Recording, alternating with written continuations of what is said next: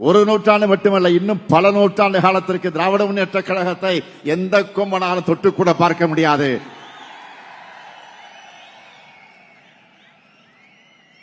இரண்டாவது விஷயம், நான் சொன்னது நேற்று நான் சொன்னேன்,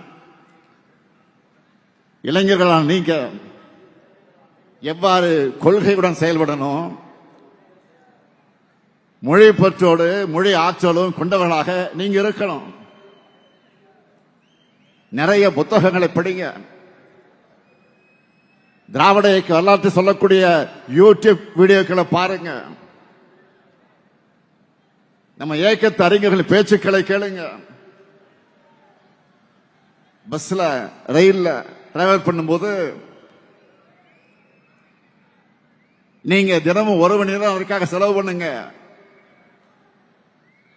உங்க சிந்தனைகளை கோர்வையா எழுதி பழகுங்க. யாரோ எழுதுனதை ஃபார்வர்டு செய்யறதை விட நீங்க எழுதுனதை அடுத்தவங்க ஃபார்வர்டு செய்யணும். அந்த அளவுக்கு நீங்க சிறப்பா எழுதணும். சிறு சிறு கூட்டங்களை பேசுங்க. சோசியல் மீடியாவில் பேசி வீடியோஸ் போடுங்க. கலந்துரையாடல் நடத்துங்க.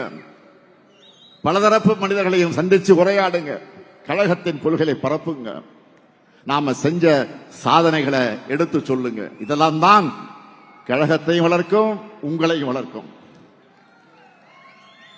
நாம தான் 7வது முறையும் ஆட்சி அமைக்க போகிறோம்.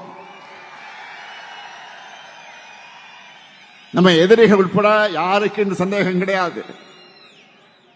ஆனா நாம தான் எப்படி வெற்றி பெற போறோம் என மெத்தனமா இருந்திடக்கூடாது. பரம்பரையா திமுகவுக்கு வாக்களிக்கக்கூடிய குடும்பமாக இருந்தாலும் சரி, இதுவரை நமக்கு வாக்களிக்காத குடும்பமாக இருந்தாலும் சரி, பரப்புரையின் கடைசி நிமிடம் வரை மக்களை சந்திச்சு வாக்கு கேட்டுக்கொண்டே இருக்கணும்.